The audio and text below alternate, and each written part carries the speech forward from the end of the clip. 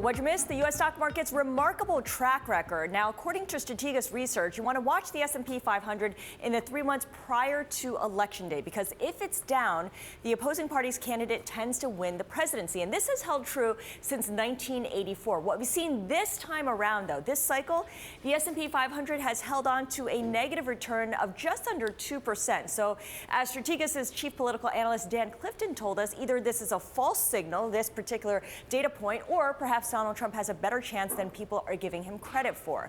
We want to look now at the jobs data. And if you look at this upcoming chart, this is the U3 unemployment rate. It is the official rate, the vanilla measure that does not include discouraged workers or part-time workers. And it's currently at 4.9%, below 5%. The blue shading, of course, reflects Democrat presidents, the red shading Republican administrations. Going back to the late 1940s, Ronald Reagan was the only Republican to leave the Oval Office with lower unemployment than when he took the oath.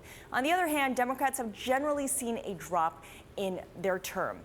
So the same idea here, but this time we're going to look at GDP under different administrations. And what you'll see is that the yellow line marks the average since 1978. It's at about 2.7%.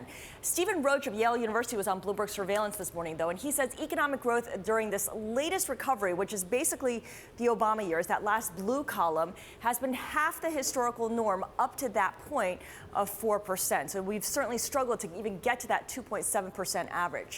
We started with stocks, so we're going to end here with stocks. History shows that the S&P 500 typically starts to rally 4 to 6 quarters after a U.S. presidential election.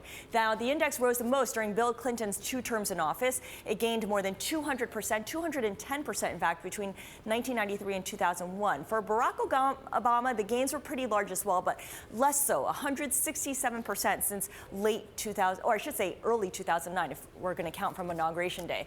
As for Republicans, during Ronald Reagan's 8 years in office, the S&P 500 rose, 118%. Now, being bullish, it seems to be, when it comes to equities, pays off, period, because only 2 of the past 13 presidents ended their terms with stocks lower than where they started.